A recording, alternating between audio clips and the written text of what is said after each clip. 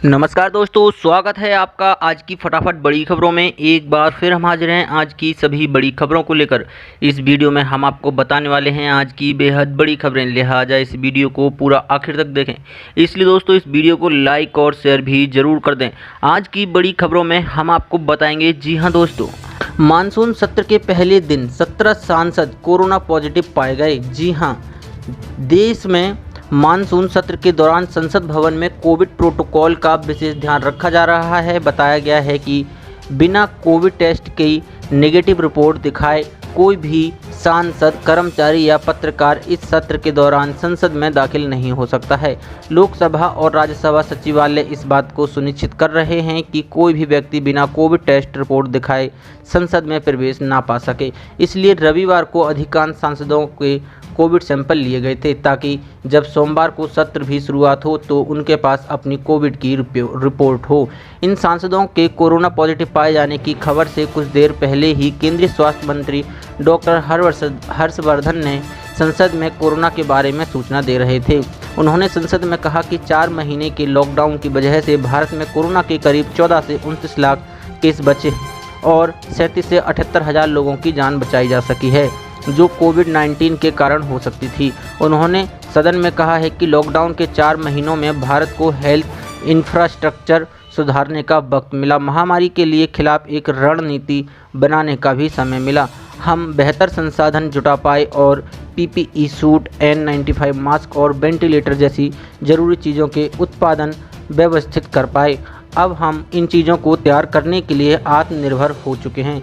स्वास्थ्य मंत्री ने सदन में वही पुरानी दलील दी कि भारत प्रति 10 लाख लोगों पर कोरोना संक्रमित लोगों की संख्या को सीमित रखने में सफल रहा है। उन्होंने कहा है कि ये दर हमारे यहाँ सबसे कम है। उन्होंने बताया कि कोरोना के सबसे ज़्यादा मामले और कोविड-19 से सबसे ज़्यादा मौतें महाराष्ट्र, आंध्र प्रदेश, तमिलनाडु, कर्नाटक, उत्तर प्रदेश, दिल्ली, पश्चिम बंगाल, बिहार, तेलंगाना, उड़ीसा, असम, केरल और गुजरात में हैं। उन्होंने कहा कि ये सभी राज्य कोरोना संक्रमण के 1 लाख से ज़्यादा मामले दर्ज कर चुके हैं। साथ ही बढ़ते हैं आज की एक और बड़ी खबर की ओर। सोने की कीमतों में आई तेजी, चांदी भी हुई महंगी। जी हां, सप्ताह के पहले कारोबारी दिन सोमवार को सोने की और चांदी की कीमतों में तेजी नजर आ रही है। पिछले कारोबार सेशन में तेज गिरावट के बाद सोमवार को सोने और चांदी के भाव में तेजी आई है। MCX पर गोल्ड फ्यूचर 0.4% की उछाल के साथ 51,532 रुपये प्रति 10 ग्राम पर, जबकि सिल्वर फ्यूचर 0.6% की मजबूती के साथ 68,350 रुपये प्रति किलोग्राम पर पहुंच गया है। पिछले सेशन में गोल्ड फ्यूचर 1% या 500 रुपये, जबकि सिल्वर 1.5% या 1,050 रुपये प्रति किलोग्राम टूटा था। बता दें कि पिछले महीने के रिकॉर्ड हाई 56,200 रुपये से सोने का दाम 5,000 रुपये प्रति 10 ग्राम घटा है। वैश्विक बाजारों में सोने की कीमतें आज सपाट थीं। स्पॉट गोल्ड सपाट $1941.11 प्रति औंस रहा। वहीं अन्य कीमती धातु चांदी में गिरावट रही है। चांदी की कीमत 0.3% गिरकर $26.68 प्रति औंस रही। इस सप्ताह के अंत में अमेरिकी फेडरल रिजर्व की मौद्रिक नीति के फैसले के आगे भी सोने के निवेशक सतर्क रहे। गोल्ड ट्रेडर्स अमेरिकी केंद्रीय बैंक की 15-16 सितंबर को होने वाली 2 दिवसीय नीति बैठक पर ध्यान केंद्रित करेंगे। साथ ही बढ़ते हैं आज की एक और बड़ी खबर की ओर। LAC पर हालात विस्फोटक, S-400 को तैनात कर रहा है चीन। जी हां, LAC पर बढ़ते तनाव के बीच चीन एक खतरनाक प्लान को अंजाम देने की फिराक में जुटा है। जिनपिंग की रेड आर्मी ने साजिश का ऐसा ब्लूप्रिंट तैयार किया है जो जंग का हिंट दे रहे हैं। LAC पर हालात बहुत ही विस्फोटक हैं, जिसके बाद ये कयास लगाए जा रहे हैं कि भारत और चीन के बीच युद्ध का आरंभ कभी भी हो सकता है। ड्रैगन की आर्मी तिब्बत में लगातार युद्ध का अभ्यास कर रही है, मिसाइलें टेस्ट कर रही है। इधर LAC पर तनाव बढ़ता जा रहा है और उधर लाल सेना हवाला करने के लिए खुद को तैयार कर रही है।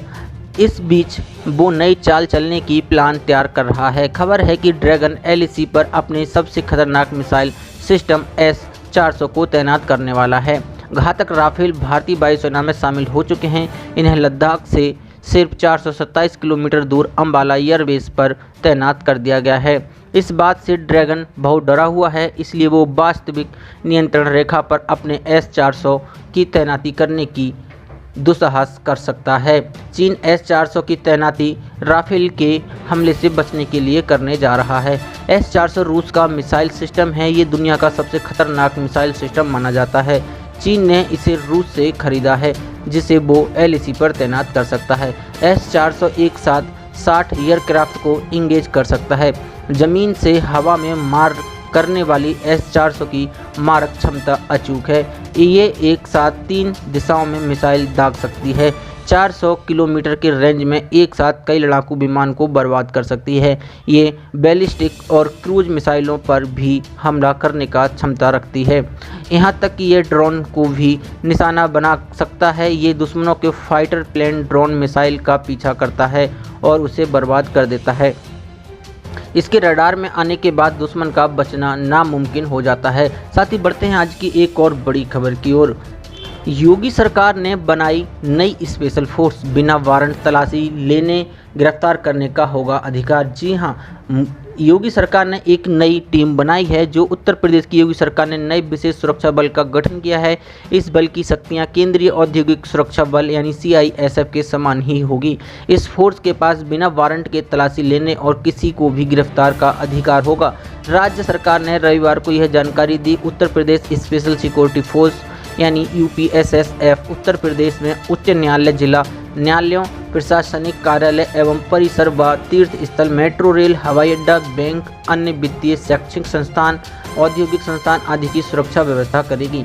यूपी सरकार के आधिकारिक ट्विटर हैंडल से कई ट्वीट करके यह जानकारी दी गई है। Additional chief secretary Awanish Awasthi ने कहा है कि इस प्रकार 5 बटालियन के गठन पर कुल व्यय भार 1747.6 करोड़ अनुमानित है, जिसमें वेतन भत्ते व अन्य व्यवस्थाएं भी सम्मिलित हैं। उन्होंने बताया कि इनके प्रथम चरण में PAC का सहयोग लेकर कुछ इंफ्रास्ट्रक्चर शेयर करके इसको आगे ले जाया जाएगा। इस बल के सदस्य को विशेष पावर नियमावली के तहत दी जाएगी।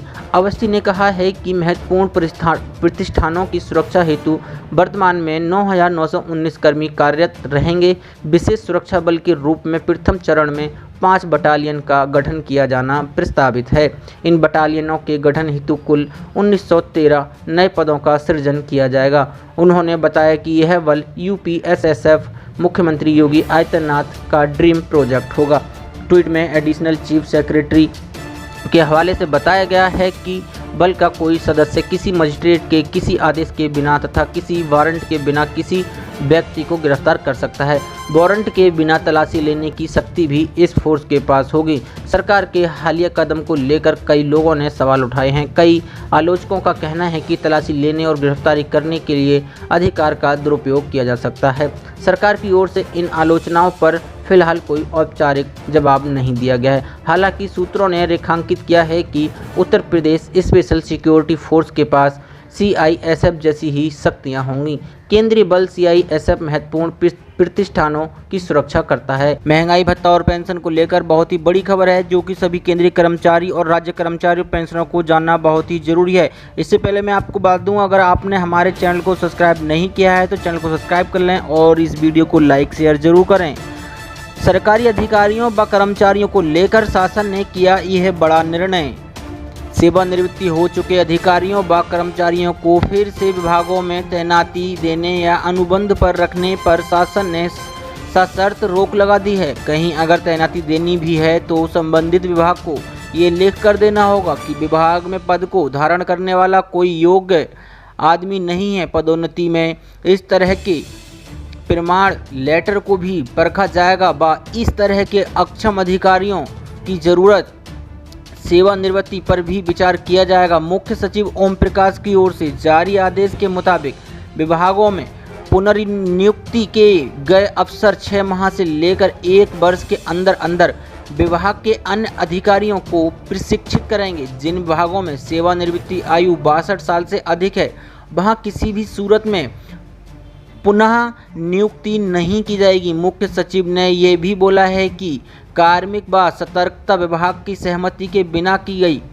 पुनर्नियुक्ति को भी गंभीर से कदाचार माना जाएगा व ऐसे मामलों में पुनः नियुक्ति अफसर का वेतन रोका जाएगा। 2013 में पुनः नियुक्ति को लेकर आदेश जारी किए गए थे। इसके बावजूद वजनदार ढांचा होते हुए भी कई विभागों में पुनर्नियुक्ति की परंपरा बन गई है। कार्मिक की समस्या ये है कि कार्मिक एवं सतर्कता विभाग पुनर्नियुक्ति के प्रस्ताव को खारिज कर देता है तो संबंधित विभाग मुख्यमंत्री से अनुमोदन कराकर तैनाती दे रहे हैं। कई मामलों में तो 4 या 5 या इससे भी अधिक कार्मिकों को इस तरह से पुनः नियुक्ति दी जा रही है। मुख्य सचिव के मुताबिक विशेष दक्षता वाले कामों को करने के लिए समय रहते अगर अन्य कर्मियों को तैयार कर लिया जाता है तो पुनः नियुक्ति की नौबत न आती। ऐसे में आदेश दिया गया है कि पुनः नियुक्ति वाले ऑफिसर 6 माह के अंदर अन्य कार्मिकों को प्रशिक्षण देकर योग्य बनाएंगे। साथ ही कर्मचारियों के लिए एक और बड़ी खबर है, मोदी सरकार का इन कर्मचारियों को बड़ा तोहफा, मिलेगा भरपूर फायदा। केंद्र सरकार के दिव्यांग कर्मचारियों को मोदी सरकार ने बड़ी राहत दी है। सरकार ने विकलांग व्यक्तियों के अधिकार एक्ट RPWD 2016 स्पष्टीकरण दिया है। सरकार ने कहा है कि जो दिव्यांग सरकारी कर्मी अपनी मुश्किलों के चलते स्वैच्छिक सेवानिवृत्ति BRS मांगते हैं वे उन्हें वेतनमान और लाभों के साथ सेवा में बने रह सकते हैं। सोमवार को जारी एक ऑर्डर में कार्मिक मंत्रालय ने ये स्पष्टीकरण पेश किया है। ऑर्डर में दिव्यांगों को एक्ट के तहत मिलने वाले अलग अलग प्रोटेक्शन का उल्लेख किया है। सरकार ने साफ किया है कि दिव्यांगों के साथ किसी भी तरह का भेदभाव स्वीकार नहीं किया जा सकता।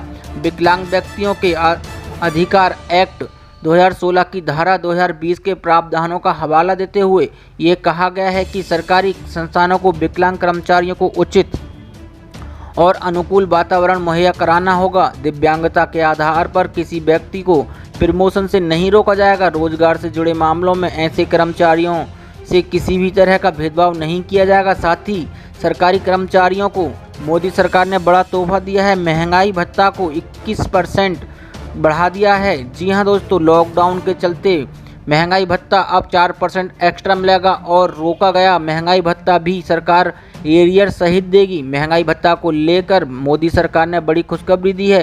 साथ ही केंद्रीय कर्मचारियों के महंगाई भत्ता में भी बढ़ोतरी की गई है। जी हां, महंगाई भत्ता को लेकर मोदी सरकार ने बड़े आदेश जारी किए हैं जो कि सितंबर की सैलरी के साथ बढ़कर मिलने वाली है। ऐसी बड़ी खबरों को देखने के लिए हमारे चैनल को सब्सक्राइब करें और इस वीडियो को लाइक और शेयर जरूर करें।